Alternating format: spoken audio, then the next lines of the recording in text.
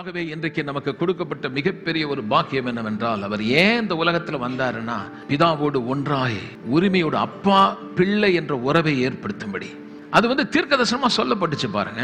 எப்படி இது நடந்தது பாருங்க, அதோட எஃபெக்ட் எப்படி. தேவ நீதி இந்த உலகத்தில் வரும்பொழுது என்ன நடந்தது? ஏசாயா தீர்க்கதரிசியின் புத்தகம் 32:17 வசனமும் 18 வசனமும் தமிழ்ல கொஞ்சம் சரியா வரலைங்க, அதனால நான் இங்கிலீஷ்ல சொல்லிட்டு தமிழ்ல சொல்றேன், அப்ப ஈஸியா புரியும். The fruit of righteousness will be peace. நீதியின் பலன் சமாதானம். எப்போ தேவனுடைய நீதி நிறைவேறுச்சோ, ஏன் அவர் மனுஷனா வந்தார்னா, காது உள்ளவன் கேட்கணும். கொஞ்சம் நல்லா கவனிங்க, தேவனுடைய நீதி நிறைவேறும்படி. அப்ப அந்த நீதி எப்படி நிறைவேறுதுன்னா, நான் தண்டிக்கப்பட வேண்டிய இடத்தை அவர் எடுக்கும்படி இந்த உலகத்துல மனுஷனா வந்தார்.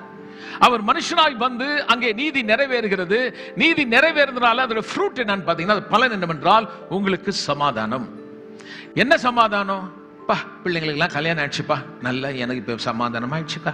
வீடு கட்டணும் நினைச்சிட்டு இருந்தேன்னா வீடு கட்ட இப்ப சமாதானம். அந்த சமாதானம் இல்ல. தேவனுக்கு முன்பாய் கூனி குறுகி வெட்கப்பட்டு நான் கேட்டால் என் தேவன் பதிலளிப்பாரா? அல்ல யாராவது பாஸ்டர் கிட்ட கொண்டு போய் கையில ஏதாவது விண்ணப்பம் எழுதி கொடுக்கணுமா? அவங்க ஜெபம் பண்ணா சரியாகுமா? இவங்க இல்ல, நீங்களுக்கும் தேவனுக்கும் பகை கிடையாது. உன்னை தேவன் வெறுக்கவில்லை. ஏழையா இருந்தாலும், நீ எந்த ஜாதியா இருந்தாலும், எந்த மதமாய் இருந்தாலும், எந்த குலமாய் இருந்தாலும், என் இயேசுவின் அன்பு மாறாதது. ஜனங்க ஒதுக்கிட்டாங்களா? ஜனங்க உன்னை கேவலப்படுத்துறாங்களா? உன் நிலைமையில உனக்கு பணம் இல்ல, உன் சொந்த ஜனம் உன்னை ஒதுக்கி வைக்குதா? சமுதாயத்தில் உங்களை ஒதுக்கி வச்சிருக்காங்களா? எந்த மனுஷனும் பிரகாசிப்பிக்கிற ஒரு தேவன், எவன் கண்ணு முன்னாடி வைக்கப்பட்டியோ அதே இடத்தில் இந்த தலையை உயர்த்தி வைக்கிற ஒரு அருமையான தேவன். அது எப்படி வருதுன்னா, முதல்ல இது ஆசீர்வாதம் எப்படி வருதுன்னா, தேவனோடு கூட ஒரு சமாதானம் எப்படி வந்ததுன்னா, என் தண்டனை நிறைவேறிடுச்சு, ஒரு நீதி நிறைவேறியது.